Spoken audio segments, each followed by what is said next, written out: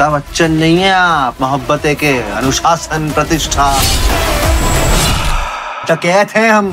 2024 के सिनेमा के बुफे में mytho science fiction, survival thriller, मारधार वाली एक्शन थ्रिलर, हॉरर कॉमेडी, काला जादू, हॉरर कॉमेडी के नाम पे सीक्वल का चूरन, टॉप गन की कॉपी और अंत में पुष्पा का जलवा। मतलब हा कितना कुछ दिखा दिया 2024 ने। लेकिन तमिल इंडस्ट्री की एक ऐसी क्राइम थ्रिलर फिल्म है जिसको इंडिया में तो सबने पसंद किया ही, साथ ही साथ चाइना में भी ऑलमोस्ट उस फिल्म ने 100 करोड़ का बिजनेस कर लिया। एक ऐसी हिंदी फिल्म जो इतनी कमाल की है कि उसकी रीमेक राइट्स हॉलीवुड के बड़े स्टूडियोज टाटा के शेयर्स की तरह खरीद रहे हैं, और कुछ ऐसी क्राइम थ्रिलर मूवीज जिनमें से कुछ शायद तुम्हारा दिमाग हिला के रख दे, तो कुछ शायद तुमको मेंटली डिस्टर्ब भी कर सकती हैं। तो आज की इस वीडियो में हम ऐसे ही कुछ 7 फिल्मों के बारे में बात करने वाले हैं जो 2024 में इंडियन सिनेमा की बेस्ट क्राइम थ्रिलर फिल्मों में से एक है। देखो, जब भी क्राइम थ्रिलर मूवीज की बात आती है तो इसमें कोरियन सिनेमा को अलग ही इज्जत मिलती है, सिर्फ इंडिया में ही नहीं बल्कि दुनिया भर में। और पिछले कुछ सालों में बॉलीवुड उन्हीं कोरियन मूवीज की सस्ती कॉपी बना के अपनी इज्जत नीलाम कर रही है। बट इस साल तमिल इंडस्ट्री में एक ऐसी मास्टरपीस फिल्म आती है जो कोरियन सिनेमा तक को टक्कर दे सकती है। मैं बात कर रहा हूँ विजय सेतुपति की महाराजा की। ये फिल्म इस साल की one of the most viewed film और नेटफ्लिक्स तक बन चुकी है। क्वेश्चन ये आता है कि ये फिल्म तुम्हें क्यों देखनी चाहिए, तो इसका जवाब मैं नहीं दूंगा। कौन देगा इसका जवाब? चलिए इसका जवाब अपने एआई से पूछते हैं। अभी मैंने लास्ट ये महाराजा देखी भाई नेटफ्लिक्स पे। भाई मैंने तारीफ सुनी है, मैंने सुना है कि दिल टूट जाएगा देख के। भाई देखना, बहुत खतरनाक मूवी है भाई। मेरे को तो बहुत मजा आया भाई देखने में। एंड देख के तो मजा ही आ जाएगा आपको। अच्छा, अनुराग कश्यप और इन्होंने विजय सेतुपति, भाई क्या फाड़ एक्टर हैं भाई। एक तो अनुराग कश्यप को देख के मजा आता है, पहले वो परफॉर्म नहीं करते थे, उनकी तो डायरेक्शन तो सबको पता ही है वर्ल्ड वाइड जो भी है। बट अभी जो एक्टिंग भी देख रहा हूँ ना, वो खतरनाक भाई। वो तो आर्टिस्ट, गलत आर्टिस्ट आदमी है भाई वो। महाराजा जैसी फिल्मों को स्लीपर हिट फिल्म कहा जाता है। जो आती है फिल्म का कुछ खास प्रोमो भी नहीं होता, वर्ड ऑफ माउथ अपना पूरा काम करती है और 20 करोड़ की ये फिल्म 182.5 करोड़ का कलेक्शन करके जाती है। डस्टबिन सांप वाली मिस्ट्री तक तो ठीक है, लेकिन फिल्म का क्लाइमैक्स भाई साहब, आप कितने भी बड़े सिनेफाइल क्यों ना हो, आप एंड में गेस नहीं कर पाते हो कि क्लाइमैक्स ऐसा हो सकता है जहाँ बिना चाकू गोली छुरी चलाई विलेन को इतनी बड़ी सजा मिली कि वो उसका दर्द बर्दाश्त नहीं कर पाया। झिंगुर के अचार और कुकुर की गोटियां खाने वाले देश चाइना में भी इस फिल्म को तगड़ा रिस्पांस मिला।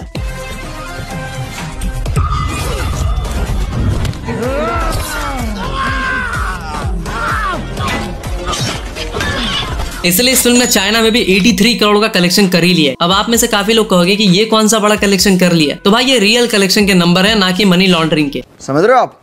समझ रहे हो? अब हम नेक्स्ट जिस फिल्म की बात करने वाले हैं उस फिल्म के डायरेक्टर है वो जिन्होंने मुझे क्राइम थ्रिलर या डार्क कॉमेडी सिनेमा से इंट्रोड्यूस कराया था, और सिर्फ मुझे ही नहीं बल्कि बहुत से लोगों के अकॉर्डिंग क्राइम थ्रिलर जॉनर मतलब श्रीराम राघवन जी एक ऐसे डायरेक्टर है जिनकी हर मूवी कल्ट क्लासिक कहलाती है। अभी हम जिस फिल्म की बात करने वाले हैं उस फिल्म का नाम है मेरी क्रिसमस। ये जो फिल्म है ना, ये थोड़ी स्लो पॉइजन है और स्पेशली उन लोगों के लिए जिनमें थोड़ा पेशेंस ज्यादा है। अगर कोई लड़की खुद से तुम्हें अप्रोच करे, मतलब बेटा कि तुम तरबूज हो और वो चाकू, इसीलिए बुलाती है मगर जाने का नहीं, खासकर अगर उसके इरादे साग सूस करने के हो, इसका मतलब ये है कि दाल में कुछ नहीं बल्कि पूरी की पूरी दाल ही काली है। ये फिल्म भी ऐसा ही दो लोगों की कहानी होती है। क्रिसमस ईव पर दोनों मिलते हैं, उसके बाद पूरा फर्स्ट हाफ बस बातें होती है। फर्स्ट हाफ थोड़ा खिंच जाता है लेकिन मजा भी आता है। सेकंड हाफ में राधिका आप्टे और संजय कपूर की एंट्री होती है। ट्विस्ट एंड टर्न्स काफी बवाल, अगर एक भी सीन मिस किया तो पूरी फिल्म गई। फिल्म में कुछ ज्यादा ब्लडबाद नहीं होता है, लेकिन क्या ही फिल्म होती है। फिल्म के अंत में एल्बर्ट यानी अपने विजय सेतुपति क्यों सरेंडर कर देते हैं, ये काफी सारे क्वेश्चन छोड़ के जाती है। देखो, आप कितनी भी कोशिश कर लो, लेकिन ऑलवेज आपके हर काम को आपकी सबसे बेस्ट परफॉर्मेंस से कंपेयर किया जाएगा, और यही मेरी क्रिसमस के साथ भी होता है। लोग इसे श्रीराम राघवन की ही अंधाधुन से कंपेयर करने लगते हैं और उसके अकॉर्डिंग ये फिल्म थोड़ी स्लो पेस लगती है, और शायद इसीलिए 60 करोड़ की ये फिल्म 26 करोड़ का कलेक्शन करके डिजास्टर साबित हो जाती है। अब हम जिस फिल्म की बात करने वाले हैं ना, वो इंडियन सिनेमा की one of the most brutal action thriller film है। इस फिल्म का एक्शन इतना ज्यादा ब्रूटल और रॉ लगता है कि आपको अपनी आंखों पे उंगलियां लगा के इसके एक्शन सीन्स देखने पड़ेंगे, और शायद यही रीजन है कि हॉलीवुड वाले भी इस मूवी से इंप्रेस हो गए और हॉलीवुड के एक स्टूडियो ने इस मूवी के राइट्स तक खरीद लिए। मैं बात कर रहा हूँ किल मूवी की, जो इस साल बॉलीवुड की तरफ से I one of the best film है। देखो, डाकू और उसकी डकैतियां 80s और 90s की फिल्मों में होती थी या फिर गैंग्स ऑफ वसेपुर के पहले पार्ट में। उसी ओल्ड स्कूल थीम को इन्होंने काफी सही तरीके से प्लॉट किया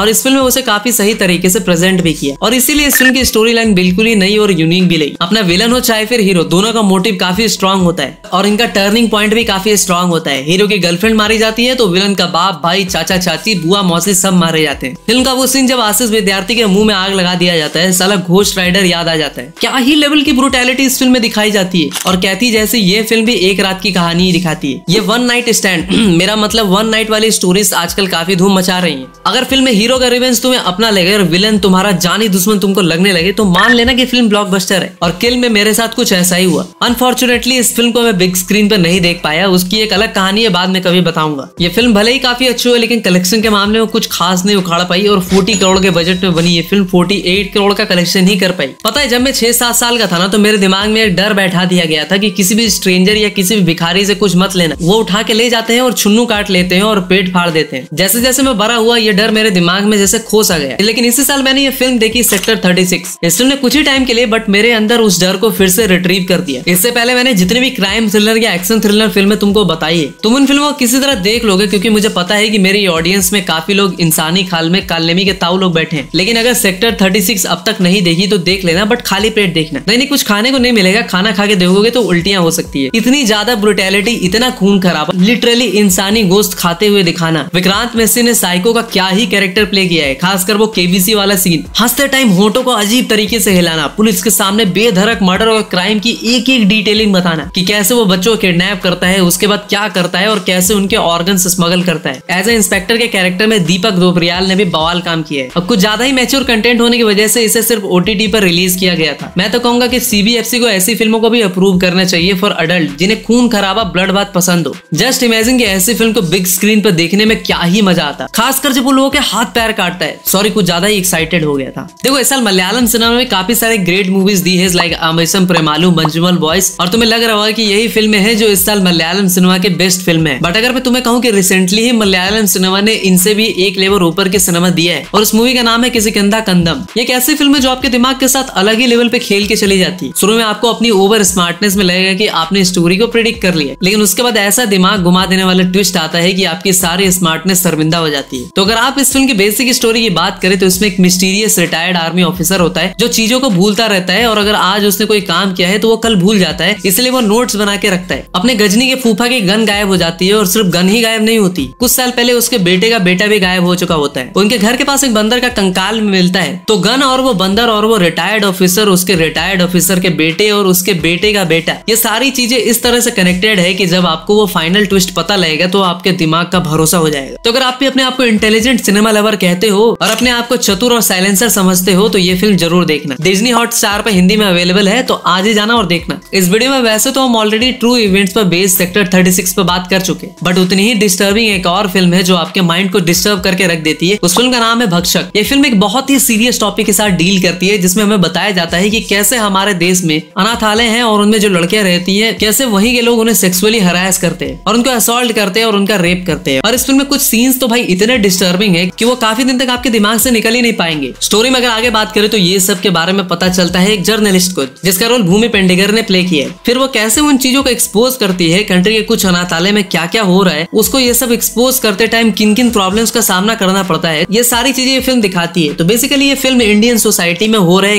ऐसे कांड के बारे में बताती है, जिसके बारे में शायद बहुत ही कम लोगों को पता होता है और बहुत ही कम लोग इस पर बात भी करते हैं। अगर आप ये फिल्म देखना चाहते हो तो बच्चों के साथ तो ये फिल्म बिल्कुल भी मत देखना, और देखने से पहले थोड़ा मेंटली डिस्टर्ब होने के लिए रेडी रहना। और अब बारी है इस लिस्ट की लास्ट मूवी की, जो एक masterpiece Malayalam investigation crime thriller film. और ये यूजुअल इन्वेस्टिगेशन थ्रिलर मूवी से थोड़ी अलग है, क्योंकि यूजुअली क्या होता है कि एक पुलिस वाले केस को इन्वेस्टिगेट करता है, बट इस मूवी में एक पुलिस वाले के घर में ही एक डेड बॉडी मिलती है और सारे सबूत उस पुलिस वाले के अगेंस्ट है, और उस पुलिस वाले को खुद की बेगुनाही भी साबित करनी है। तो क्या वो खुद को बेगुनाह साबित कर पाएगा या फिर वो खुद ही क्रिमिनल है? अब तुम्हें लग रहा होगा कि मैंने मेजर ट्विस्ट रिवील कर दिया, बट ऐसा बिल्कुल भी नहीं है। जब तुम ये मूवी देखोगे ना तो ऐसे कमाल के ट्विस्ट तुम्हारे सामने आएंगे कि तुम्हारा दिमाग हिल जाएगा। तो अगर तुम्हें क्राइम इन्वेस्टिगेशन थ्रिलर देखना पसंद है तो ये फिल्म तुम्हें डेफिनेटली पसंद आएगी। और इस फिल्म के एंडिंग में कुछ ऐसा होता है जिससे हमें हिंट मिल जाती है कि इस फिल्म का सेकंड पार्ट भी आएगा। सोनी लिव पर प्रेजेंट है, तो जाकर देख लेना। तो दोस्तों, ये थी टॉप 7 क्राइम थ्रिलर मूवीज की लिस्ट। इस लिस्ट में हमें और कौन सी फिल्म को इंक्लूड करना चाहिए था जरूर बताना, और इनमें से तुम्हें कौन सी फिल्म सबसे बेस्ट लगी वो भी बताना है। और ये वीडियो कैसी लगी और फ्यूचर में तुम्हें किस टाइप की वीडियोस देखना पसंद करोगे, इसके अलावा सिनेमा से रिलेटेड किस टाइप का कंटेंट तुम्हें और भी चाहिए, कमेंट सेक्शन में अपने डिमांड लिख दो। तो मिलते हैं एक और इंटरेस्टिंग वीडियो के साथ, तब तक के लिए हर हर महादेव।